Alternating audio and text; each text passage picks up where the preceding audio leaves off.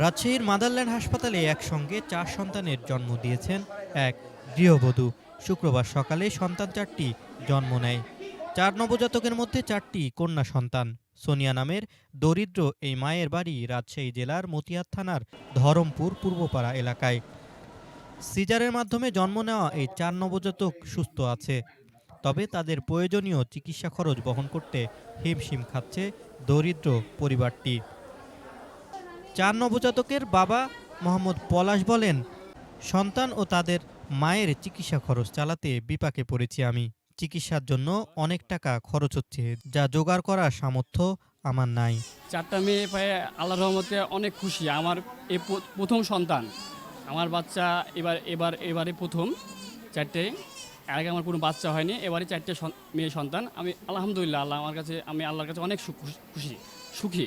কিন্তু আমি এই বাচ্চা ভরণ পোষণের জন্য আমি একটু সরকারের কাছে একটু হেল্প চাচ্ছি, যেন সে দেয়, আমিও কর্ম করি।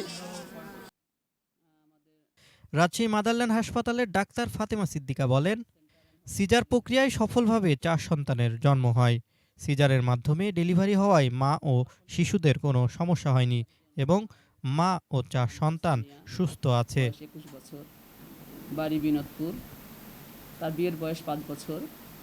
সে আমার কাছে 3 থেকে 4 মাস চিকিৎসা নেয়। 3 থেকে 4 মাস চিকিৎসা নেওয়ার পরে আল্লাহর অশেষ রহমতে সে প্রেগনেন্ট হয়। তারপরে প্রেগনেন্সির এক পর্যায়ে আমার আলট্রাসোনোগ্রাম করে দেখি যে তার পেটে 4টা বেবি আছে। এটা আমরা 2-3 বার আলট্রাসোনো করেছি, 2-3 বারই আমাদেরকে 4টা বেবি বলেছে। তারপরে পুরো প্রেগনেন্সি সে আমার তত্ত্বাবধানে ছিল। এরপরে তার ব্যথা শুরু হয়। এরপরে 32 সপ্তাহ, মানে গতকালকে তার ব্যথা বেড়ে যায়। কিন্তু প্রত্যেকটা বাচ্চার পজিশনই উল্টা ছিল এবং পজিশন ভালো ছিল না বিধায় আমরা সিজার করতে সিদ্ধান্ত নিই সিজার করার। এবং সিজারের মাধ্যমে তার 4টা কন্যা সন্তান জন্ম হয়। এবং বাচ্চাগুলো যেহেতু একটু 32 সপ্তাহ 4টা বাচ্চা, একটু ওজনও কম ছিল।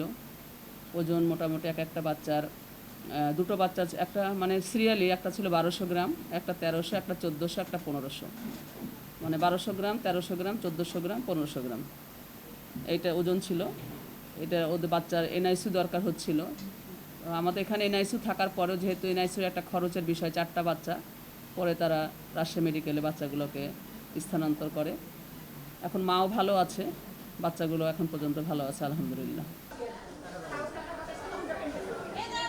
4টা বাচ্চা হয়েছে, 4টাই মেয়ে সন্তান। আল্লাহ এখন ভালো আছে। আর্থিকভাবে সহযোগিতা করার জন্য সমাজের বিত্তবানদের প্রতি আবেদন জানিয়েছে দরিদ্র পরিবারটি। আশিকুর রহমান, প্রিয়জন টিভি, রাজশাহী।